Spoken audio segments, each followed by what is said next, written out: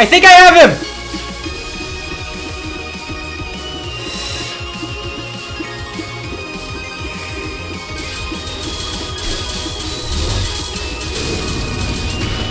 The Devourer God has been defeated!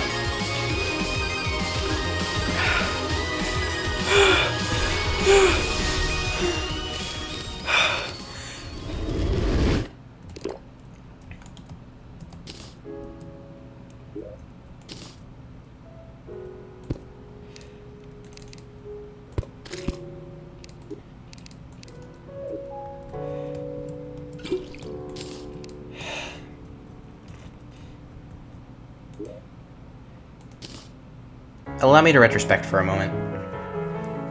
I didn't think attempt 1 would make it past the first boss. My vanilla hardcore attempts basically all died pre-boss with 2 exceptions, and those 2 exceptions were in a row. 23 runs.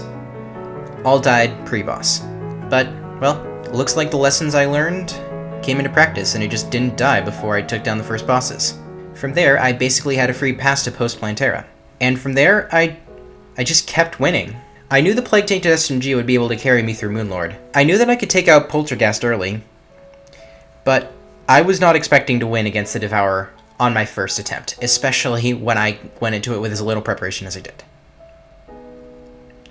But now, there's 3 bosses between me and winning. The next boss is a while away, but for now, it's time for bloodshed. The Murasama being re-tiered to Post-devourer is a change I love. It's an easily accessible weapon that I could just slaughter the Post-devourer events with. I just need to be careful not to get comboed to death by Ice Queens, but I manage and come out the other side with Ascended Spirit Essence, a crafting ingredient used in basically every recipe I'll be talking about from now on. Now for some upgrading. After careful consideration and testing, I decided to stick with melee for Yharon, upgrading my Elemental Shiv into the Cosmic Shiv, and crafting a melee set of Godslayer armor. Survivability is king, so I wanted as much bulk as possible, and although the Silver Revive is amazing in that regard, I decided that I want to focus on pure defense, especially since melee gets a revive of its own, you'll see. The Cosmic Shiv isn't the most powerful melee weapon available at this tier, but it's got brain dead homing and hits hard enough. Given that my plan for Yharon is to run the hell away from him, it's certainly perfect for my purposes. As for my accessories, basically everything but the Ambrosial Ampoule gets an upgrade. Silver Wings aren't an upgrade, but they're the best wings I have access to right now. My dash gets upgraded for the last time, with the Elysian Aegis and Asgard's Valor combining to make the Asgardian Aegis. I mentioned that the Amalgamated Brain gets an upgrade after the Devourer, that being the Amalgam, upgrading the damage boost from 10% to 15%.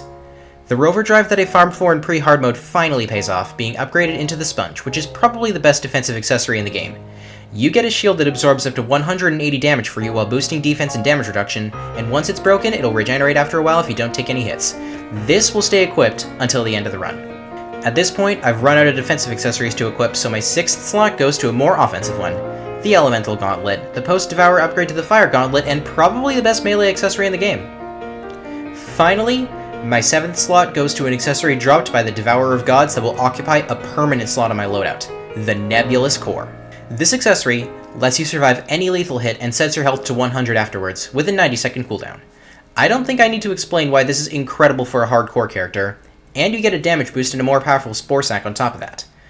And that's my build. Wings, Dash, Dodge, 3 defensive accessories, and the Elemental Gauntlet, with the Cosmic Shiv as my primary fire. As for sidearms, the Staff of the Mechworm is my best choice for a summon, while I stick with the Lunar Portal Staff as my sentry. I tried to pick up the Cadaverous Carrion, but the old Duke activated my Nebulous Core before he was even in final phase, which I took as a sign to leave him alone for now. With all of that out of the way, I proudly present the Dragon of Rebirth. Let's dance, bozo.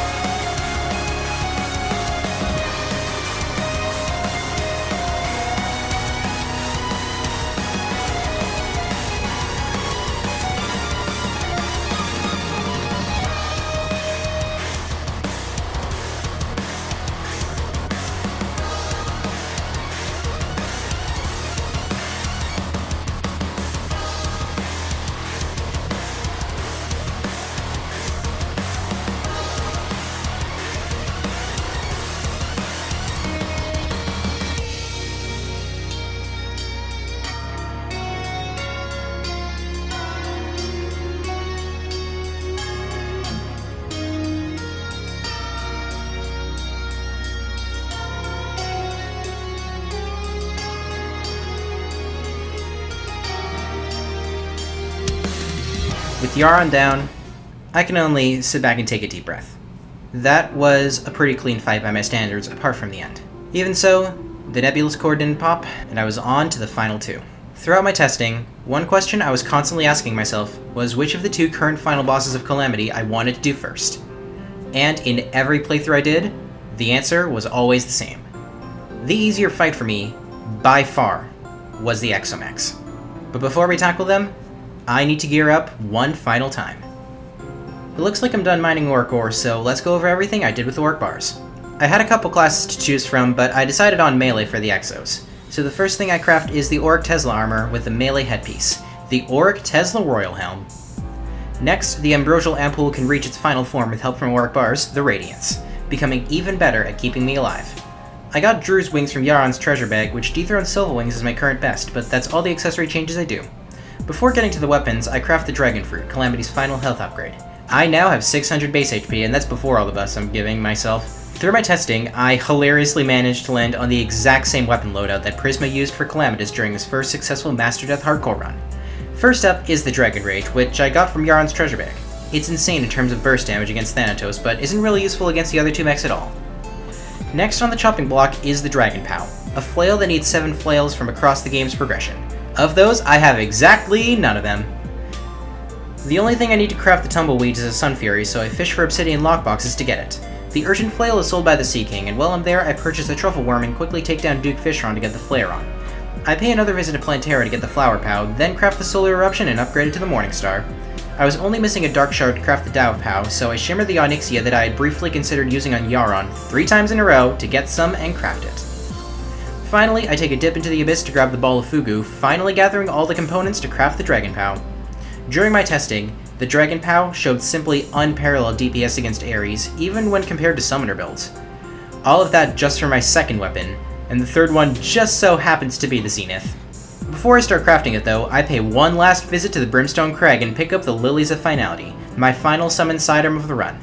Despite how recently it was introduced, this is probably my second favorite summon weapon in Calamity, because lesbian robots. Now for the Zenith. I already had 6 of the 10 required swords, including a copper short sword from the very beginning of the run, and 2 of them are craftable on the spot, including the entire crafting tree for the Terrorblade. The 2 remaining swords were the Influx Waver and the Horseman's Blade, so after some event grinding, both of them are in my hands and I finally craft the Zenith, what I found to be the most reliable weapon against the Exo Twins. After that, I head to the Sulphurous Sea, since I want the Cadaverous Carrion, and I'm 2 tiers up. My gear is so overpowered for a post-Poltergeist boss that the old Duke can't be that hard, right? The old Duke almost killed me. But it's all good, we're all good. Nebby didn't even pop this time. We got the best sentry in the game. I finally pay a visit to the bottom of the Abyss, getting myself the best grappling hook in the game, the Bobbit Hook, and leaving immediately. I don't need the Reaper Tooth Necklace, and I'm not getting my bubble popped by a Colossal Squid. The last thing I do before fighting the Exos is calm my nerves. I know the plan. Dragon Pow main DPS, Zenith for the Exo Twins, Dragon Rage to burst down Thanatos when given the chance, Lilies of Finality and Cadaverous Carrion as sidearms. I've practiced this fight more than any other over the past month. I know these patterns better than any other boss in this game. All I have to do is not choke. Oh, and this piano arrangement of Isolation you're hearing? It's mine. I hope you enjoy the fight. Take it away, Piano Galaxy!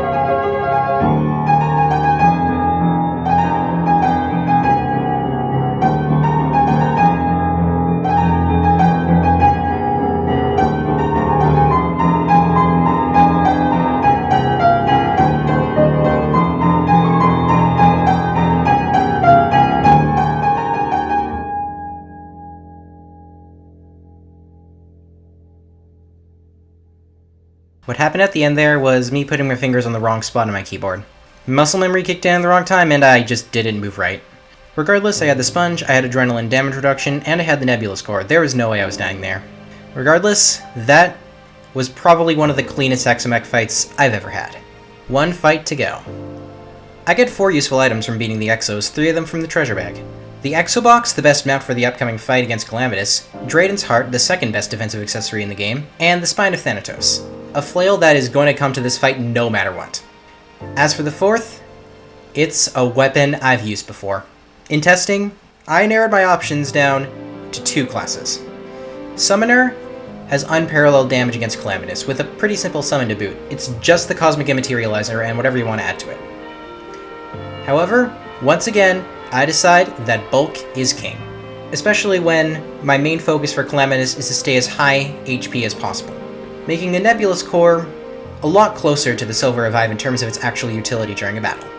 And so, I'm going melee for one final time. The first thing I do is immediately decraft my Zenith, since the Terrorblade is a key component of the crafting tree for another, much more powerful weapon. I luckily have all the materials on hand to just immediately craft it. By combining the Terratomir, Entropic Claymore, Anarchy Blade, and Flare Frost Blade using Miracle Matter, I get my final primary weapon of the attempt, the Exo Blade. And that's it. That's all the preparation I did for Calamitas. Same armor, same accessories with the exception of Drayden's Heart, same hook. Exoblade will be my primary DPS, since in testing I found it to be more reliable than the Spine of Thanatos. However, the Spine is better for focusing fire on each of her brothers individually, so it'll be brought as a sidearm. As with Exos, the Lilies of Finality and Cadaverous Carrion stay equipped. I knew the run could very well end here. I've gotten more consistent at Calamitas over the months, but I know just as well as anyone does that if she combos me during the bullet hells, especially in the second half of the fight, her attacks can finish me off quite quickly from there. The brothers' new attack pattern also happened to make their phase the current hardest part of the fight in my opinion. I'll have to manage my heals perfectly. If I slack off for a split second, attempt 1 could be stopped at the finish line. But at the end of the day, this is a fight I've practiced over and over again. I think I said it best when I used the single Ash of Calamity I had in my inventory to start the fight. Calamitas, give me a good match. Bye, guys. I can't believe I'm doing this. I can't believe I'm doing this. I can't believe I'm doing this.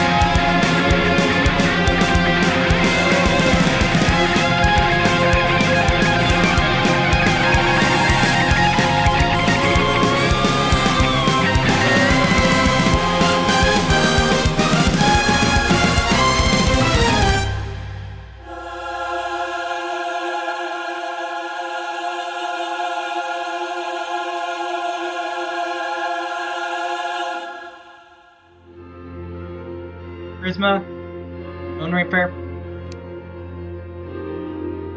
Sorry for telling you I died at Devourer. And Calamitas, I just got one thing left to say. Until next time.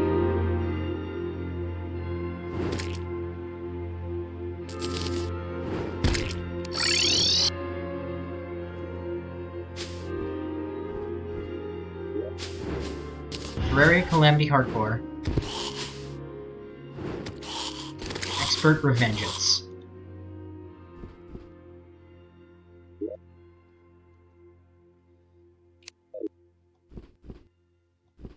Attempt